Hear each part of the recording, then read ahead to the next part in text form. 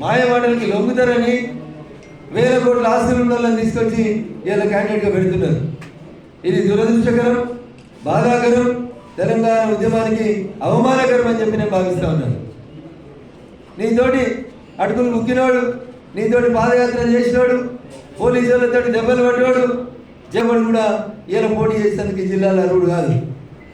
వీళ్ళకంటే వెంకటరామరెడ్డి గారికి ఉన్నది ఎక్కువైంది, ఆర్ సత్యనారాయణ గారికి లేనిదేందో చెప్పాలి. సత్యనారాయణ గారు బీఫామ్ మీద గెలవలే, ఆయన సొంత కష్టంతో 6 సంవత్సరాలు గ్రాడ్యుయేట్స్ ఎమ్మెల్సీ గెలిచిండు.